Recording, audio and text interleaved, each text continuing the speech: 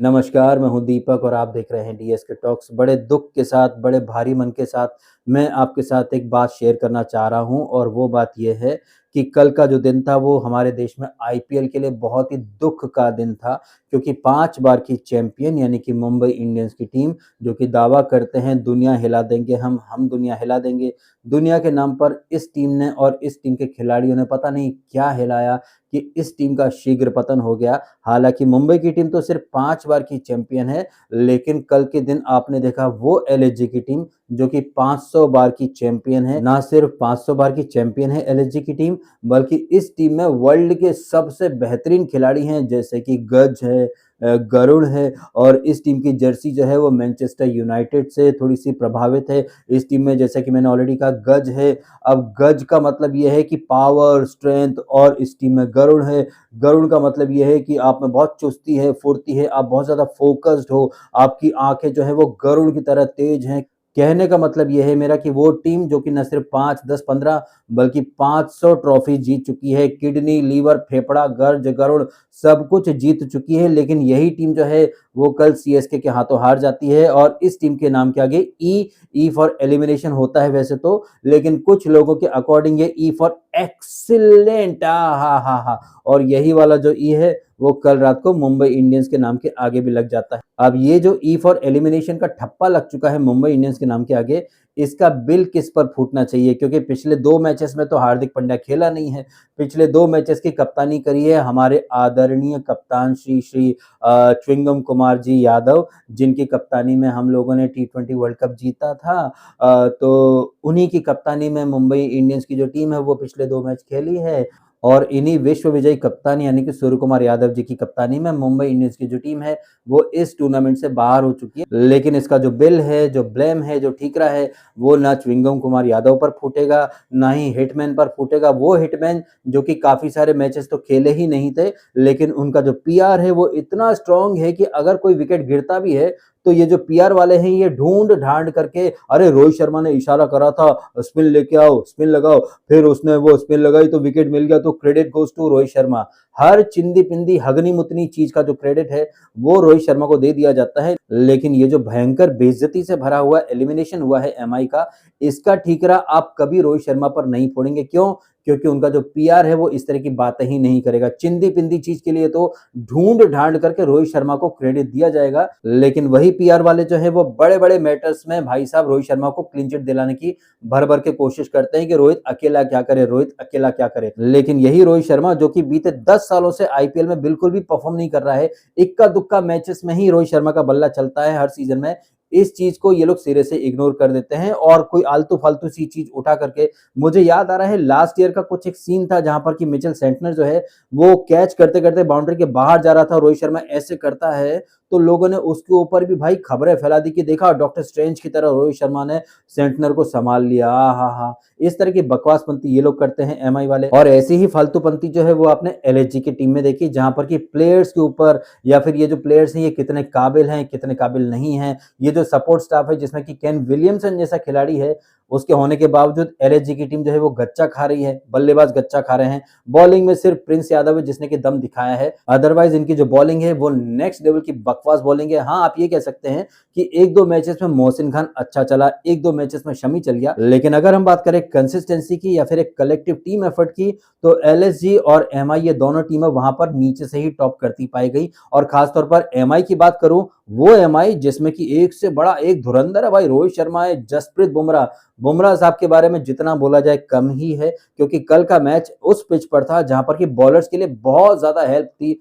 आपने देखा कि कैसे भुवनेश्वर कुमार जो है वो पिच में जो कुछ भी मदद थी, जो क्रैक्स थे, जो स्विंग थी, जो मॉइस्चर वगैरह था, उसका बहुत अच्छे से इस्तेमाल करते हैं और 4 विकेट लेते हैं। और एमआई की तरफ से भी लगभग ऐसा ही काम किया था उसने, कॉर्बिन बॉश ने, वो 4 विकेट लेकर के जाता है, दीपक चहर 2 विकेट लेकर के जाता है। कहने का मतलब ये है कि वो पिच, वो कंडीशंस जहां पर कि बॉलर्स के लिए बहुत कुछ था, उस पिच पर भी वर्ल्ड का लेजेंडरी बॉलर बुमराह जो है वो विकेट ले जाता है। हाँ, आप ये कह सकते हैं मॉरल विक्ट्री के तौर पर कि बुमराह भाई ने 4 ओवर डाले हैं, 20 रन ही दिए हैं और विकेट नहीं मिला तो क्या हुआ? उसने रन तो कम दिए हैं, बट क्या आप सिर्फ रन बचाने के लिए खेलते हैं? क्योंकि कल के मैच में तो आप बोल देंगे कि बॉलिंग बहुत अच्छी करी थी, बैड लक था। उसके पहले वाला मैच, इस पूरे सीजन में जसप्रीत बुमराह और सूर्य कुमार यादव, इन दोनों में अलग ही होड़ मची है कि भाई कौन कितना बकवास और रद्दी वाला परफॉर्मेंस देता है। और कल भी आपने देखा हमारे विश्व विजयी आदरणीय कप्तान च्विंगम कुमार यादव जी पहली बॉल पर अंडा दे जाते हैं। वैसे पहली बॉल पर अंडा तो सम्राट चोकल ने भी दिया है। सम्राट चोकल का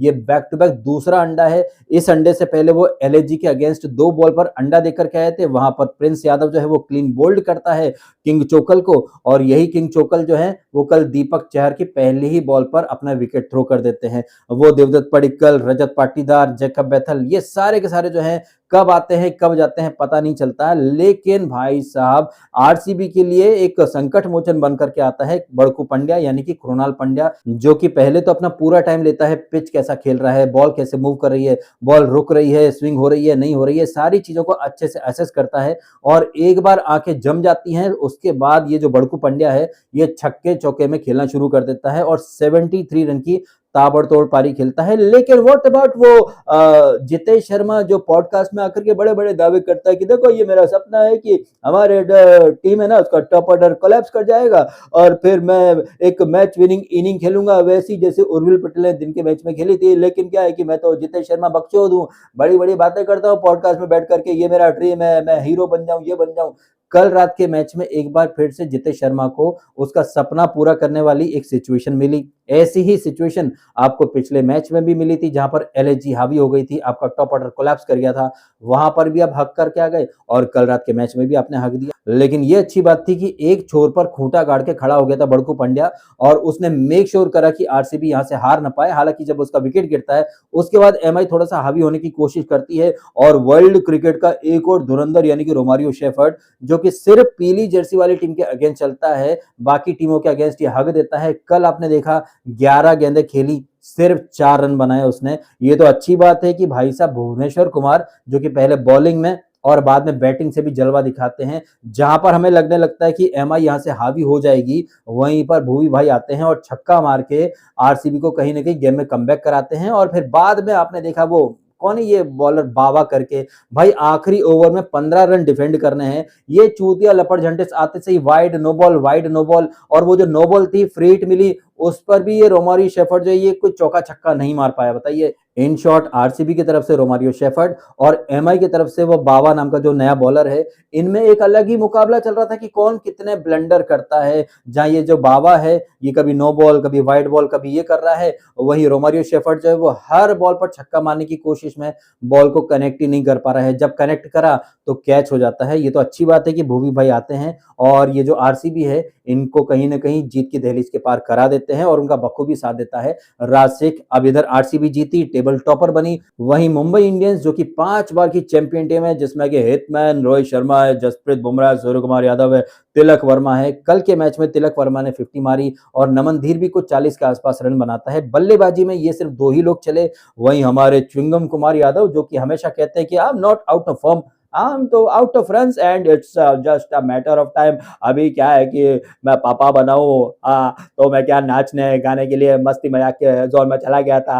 और 17 तरह के मुंह बनाऊंगा, बातें करूंगा, रात भर परफॉर्म करूंगा झाड़ भर, लेकिन पीआर को लगा दूंगा, पीआर वाले आएंगे फिर मेरे को सुनाएंगे अरे डीएस के उसने वर्ल्ड कप जीता है, हैव सम शेम मैन, उसको तुम रिस्पेक्ट दो मैन। अबे तुम चूतियो, अबे तुमने कितना क्रिकेट खेल लिया है, अबे वो वर्ल्ड कप विनिंग कैप्टन है, अबे समझा गया, दूर रख के।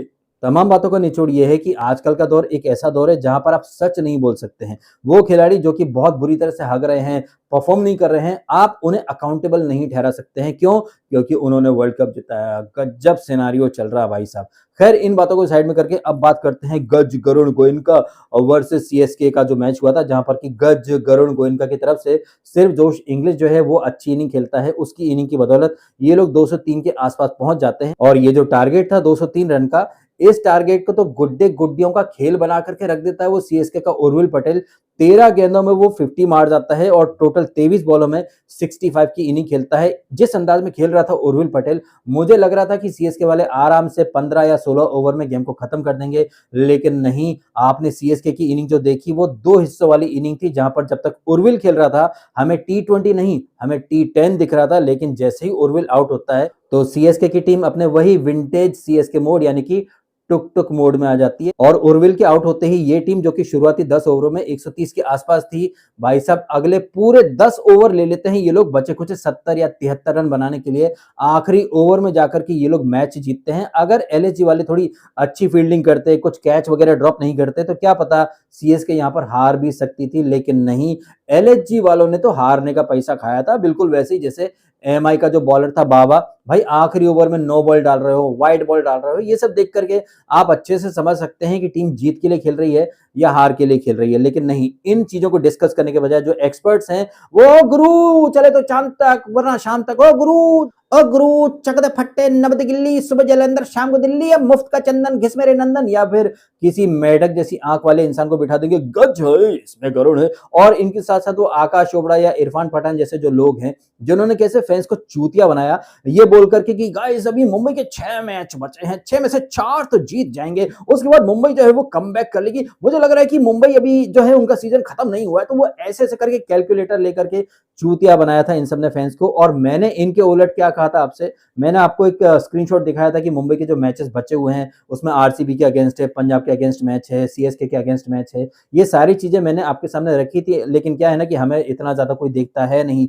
लेकिन उन लोगों को हर कोई देखता है क्योंकि वो भाई फेमस लोग हैं। और उन फेमस लोगों ने कैसे अपने पावर का या जो अपनी सोशल मीडिया फैन फॉलोइंग है उसका भर भर के गलत इस्तेमाल करा, फैंस को चूतिया बनाया, सीधी सीधी या सिंपल सिंपल बात करने के बजाय गज है गरुड़ है ऐसी ऐसी ख्याली खिचड़ियां उन लोगों ने पकाई और फैंस को चिपकाई कि पूछिए मत। ये मुंबई इंडियंस की टीम जो देखकर ही लगता था कि भाई जीतने के लिए नहीं खेल रही है, उस टीम का भी कुछ लोगों ने कमबैक करवा दिया था। मुझे भी कमेंट आया था थोड़े टाइम पहले कि डीएस का आपको क्या लग रहा है, तो मैंने वहां पर जवाब दे दिया था कि जिस अंदाज में ये लोग खेल रहे हैं मुझे नहीं लग रहा है कि ये लोग जीत पाएंगे या फिर इनका कोई इरादा भी है आगे बढ़ने का या फिर जीतने का। और इसका एक एग्जांपल आपने कल देख लिया, जहां मुंबई इंडियंस की टीम आखिरी ओवर में 15 रन डिफेंड नहीं कर पा रही है। 15 रन डिफेंड करना छोड़िए, वो जो बॉलर था राज बाबा, वो खुद ही वाइड नो बॉल डाल करके सामने वाली टीम का काम आसान कर रहा है। और इस टीम यानी कि एमआई का जो कैप्टन था हार्दिक पांड्या, वो तो पिछले 2 मैचेस से खेल ही नहीं रहा है। अरे भाई साहब, वो ग्राउंड पे भले ही नहीं खेल रहा हो,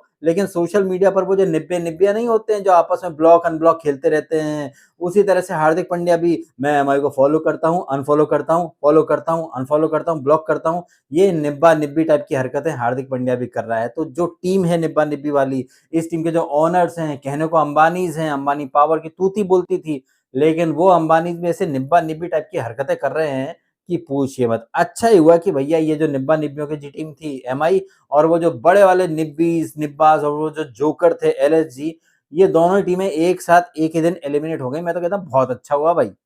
चलिए इन बातों के साथ वीडियो खत्म करता हूँ। आपने समय निकाला, वीडियो देखा, आपका बहुत बहुत धन्यवाद। Thank you so much.